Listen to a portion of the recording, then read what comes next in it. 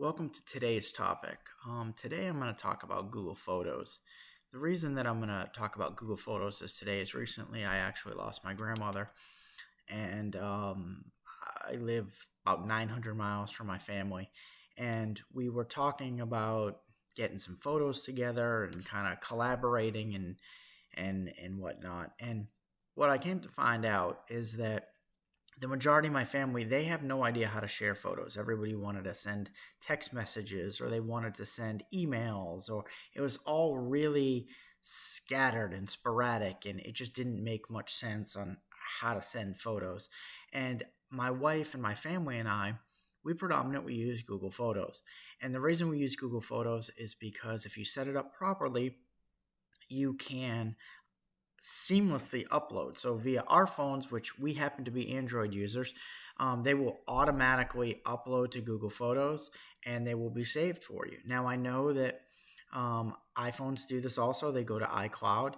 However, what I've noticed is it's harder to share photos with iCloud to people who are non users than it is with Google Photos.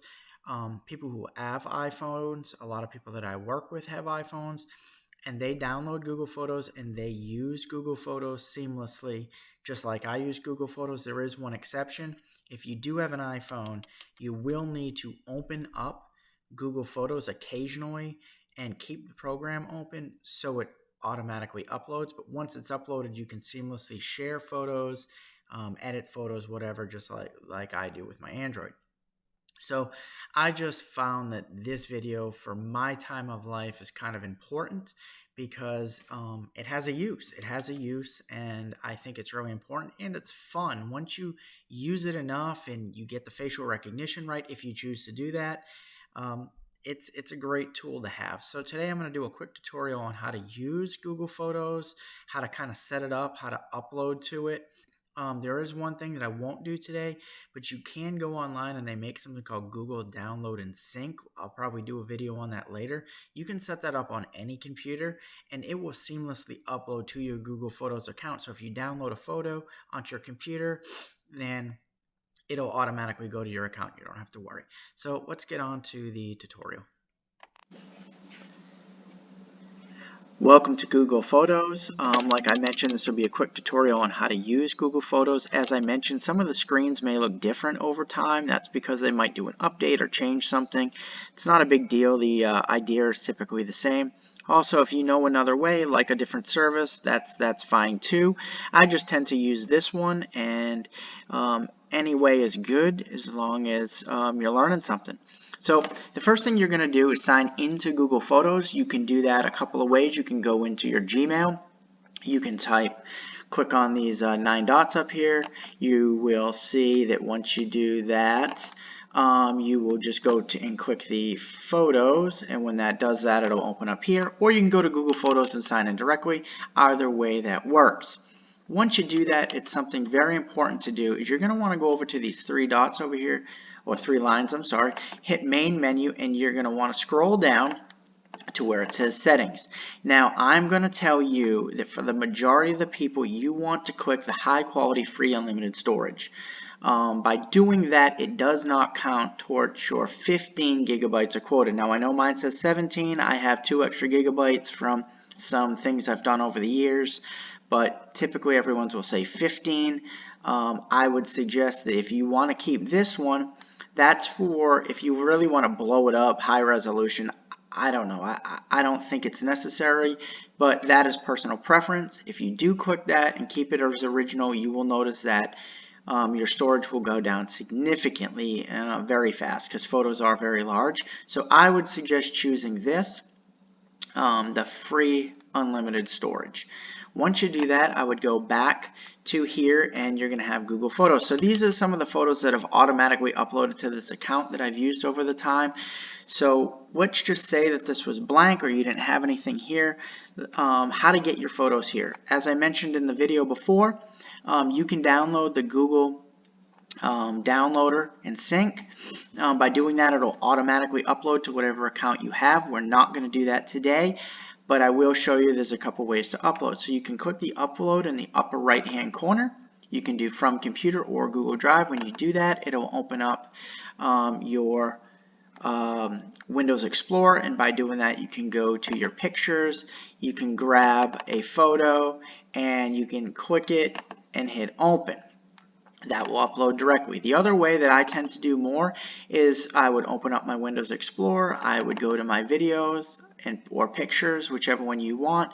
I would click the photo, I would just drag it over. See how it says you can drop it anywhere, and drop it and it'll upload. That just happens to be the a photo of my wife and I. As you notice, because if you saw it really quick pop up, it said you could try the auto uploader next time. If you do that, it'll prompt you to download another little small program, which is what I was saying with the backup and sync. So once your photos are uploaded, then what you can do is you'll notice that that photo, it didn't pop to the top. The reason that didn't pop to the top is because it's dated older. So by dating it older, it'll actually put it in timeline chronological order. So now what can you do? So I got my photos here. So how does this make it relevant with what I said earlier about how do I share it to people? So you can share a photo if you so desired. You could click that photo. You could hit the share button. Anytime you see this symbol, that typically means share. You could click that, and you can type in somebody's name or email address, and it will either create, you could create a link, which will give you a link that you could insert then into a email or document. You could post it directly to one of these social medias, or you could share it via Google Photos with anybody who has a Gmail account, which is really good when you want to share a large number. The other thing you can do is, let's say you have multiple photos that you want to share. So for instance, my grandmother, I said, died. Let's just imagine these were all photos of her. What you could do is go to Create. You could hit Album. I could type in the name of an album. So for me, it would be Grammy. And then I would hit Add Photos. I would add all those photos of my grandmother. And then I could share the album. Now, I already named this album Alchemy, so what I could do is there's none in here, so I'm going to delete this album because I don't necessarily need this one right now.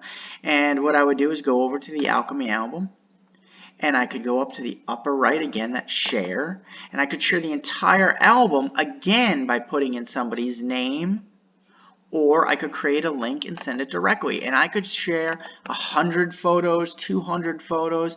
My mother went away and shared with me almost 1,000 photos when she was gone for an extended period of time of Scotland and Ireland and Europe in general. So it's a really versatile tool that you can share entire albums with people, and it's really easy to use. The other thing to do is, you see how it says search photos at the top up here? When you click that, over time it will give you faces. Now this account, I don't have a lot of pictures in it, so it'll give me faces, or you can share things as favorites. It'll highlight only the videos. You can hit show more. You can do collages, make creations, so you can manipulate your photos too. So Google Photos does a lot. I urge you to explore with it. You can create albums, like I said. You can share albums. You can make movies, all sorts of little things. Once you do that, like I said, they're backed up for life unless you delete them. You can archive a particular photo so it's not shown in your list of photos. If you so desired, you can rotate it, you can manipulate it, you can do whatever. So I urge you to play with it. Hopefully this helps. We'll probably do a lot more on Google Photos because it's really fun and it's a really versatile tool. Thank you.